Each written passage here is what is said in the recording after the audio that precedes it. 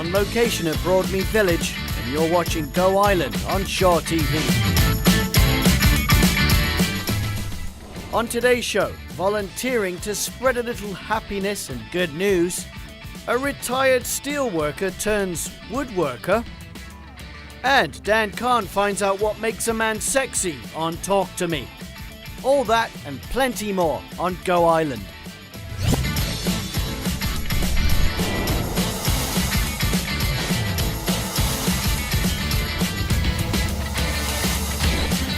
Go Island is brought to you by German Auto Import Network. Another action-packed show for you today. Go Island on location at what looks like a construction site, and that's because it is. Broadmead Village is undergoing a facelift. Heather, tell us a little bit about what we can expect in the fall. So we're here in the breezeway at Broadmead Village, and we're in the middle of installing a brand new fountain. It's got rock that's come from a Vancouver Island quarry, and we'll have a number of natural elements, so it'll be very organic feeling. Sound like a waterfall, so it'll be nice to spend time there. In our new covered seating area, where people will be able to eat outdoors all year round and enjoy the amenities.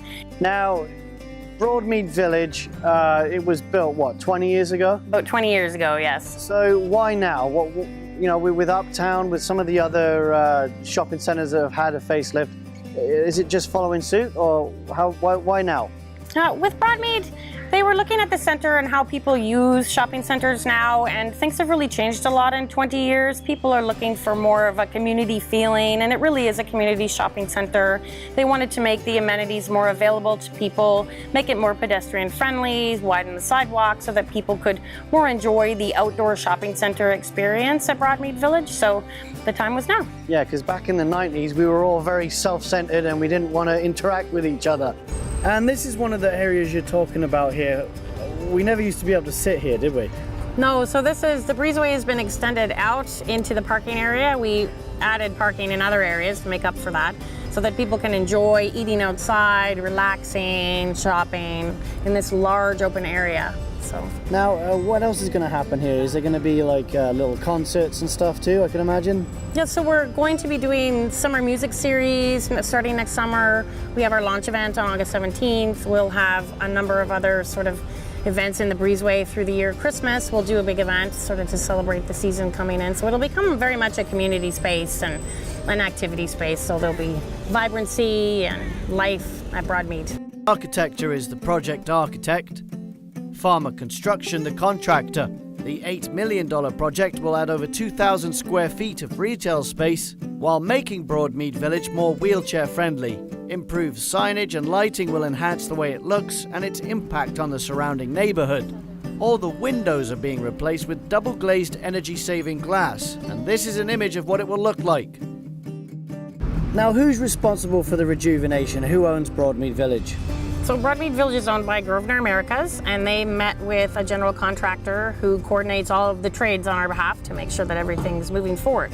And your specific involvement, how did you get involved? So I help with communications and marketing so that we can make sure people know about what's happening up at Broadmead Village through the process. Now, have you ever done any volunteer work? I have done volunteer work. And what's it like to volunteer? Volunteering? Yeah. It's great.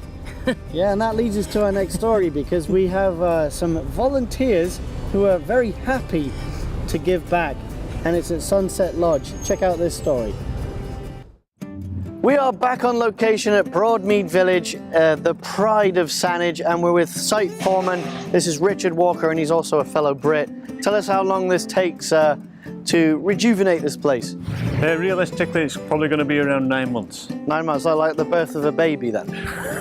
Yeah, probably so, yeah. Yeah, and are you treating it like a baby? Is it coming together? Are you nurturing it? What's happening? Yep, we're doing an excellent job here, creating a new community feel, community areas, treed sidewalks, planters hanging from the lamp posts here. It's going to be a good area to live in. Now, where we're standing right now, this used to be where you parked to go to the BC liquor store over there. Yeah. Not that I go there frequently, but I've been there. But tell us a little bit about this area right here that we're standing in. Same again, it's a community feel. There'll be tables, eating areas, and basically a feature fireplace behind us here, which leads us to the breezeway. where various events will be taking place in the future. The actual construction process, how many guys do you have on site? What are we talking in terms of man hours? Man hours, well, we say for the last 6 months we've had upwards of 60 guys a day working here. Yeah. So it doesn't seem like there's a huge amount of guys working here at the moment, but it's behind the scenes, behind the roof structures. There's been a lot of work involved. Now there's guys calling out numbers to each other, there's drilling, hammering. What type of things are happening on site? So it's mainly the facades. So basically when you look around, we've got different textures going on. We've got stucco finishes, we've got cedar siding to give it a different look basically over every storefront.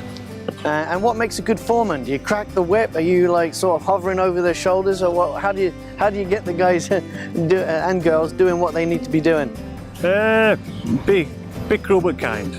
And in terms of the completion date, when can we look forward to it all being spick and span? Will be around September, end of September. And what's been the biggest challenge that you've faced? I know you're going to say everything's falling into place, but has there been something that maybe... Just coordination. Biggest challenge, working around the public and working with the tenants. But I think we've done a pretty good job overall. Now, while Richard celebrates his career in construction, the gentleman in this next story is a retired steel worker from Gabriola Island. And as you'll see, his interests are now being shaped by a very different material. A quick break now. When we come back, Kim Rock checks out the big ticket concert listings.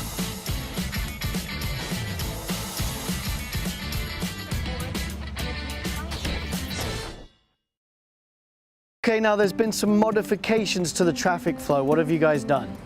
So here at Chatterton, which was formerly an exit, we made it an entrance and an exit, so our customers had more ways to get in and out of the center.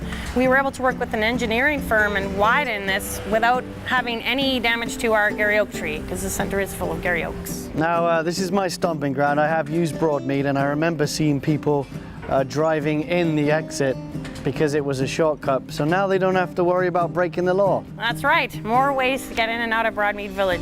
And we did some working with some engineering firms to find that we could actually widen it into an entrance and an exit and still preserve the Gary Oak tree next to it. So now people have more options for getting in and out of the center.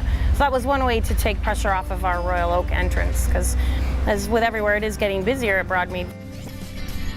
When we come back, Dan Khan gets sexy on Talk to Me.